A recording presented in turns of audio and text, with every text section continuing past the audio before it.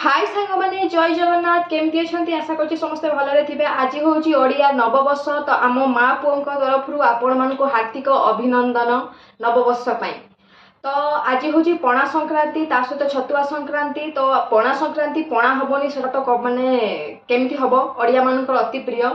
तो जेहेतु एथरका हैदराबाद रे हमको बेल मिलानी सब वर्ष बेल मिल जाए ए वर्ष टोटाली ही मिलानी। तो से आज मुझे करी छतुआरे पणा। तो चलतु मु छतुआरे पणा केमती करको देखा सिंपल तरीका करी जी मो पाखे जिन अच्छे से कहीं नहीं करी। तो चलतु मुझे देखा पणा केमी कर देखंतु एठी मु नड़िया कोरा नहीं मोतीचूर लड्डू नहीं कदली नहीं काजू दीटा नहीं जेहेतु एठी बूंदी मिलेनी से मोतीचूर लड्डू नहीं जाइली। आ एठी मु ग्लास रे पानी नहीं पानी नहीं सारा पर देखंतु मु छतुआ नहीं नौची। छतुआ पर मु जागरी पाउडर नहीं नौची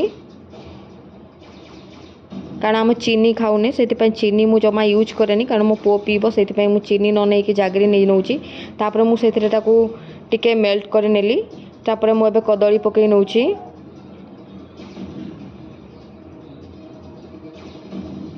कदली पकई सरला परे मु एबे मोतीचूर लड्डू नहीं नौची कारण बूंदीटा पकईले बहुत टेस्टी लगे। जेहेतु एठी बूंदी मिलानी से मु मोतीचूर लड्डू नहीं नौची।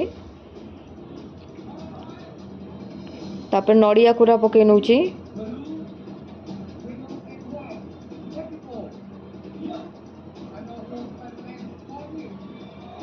तो मोर रेडी हो गला देखंतु छतुआ पणा।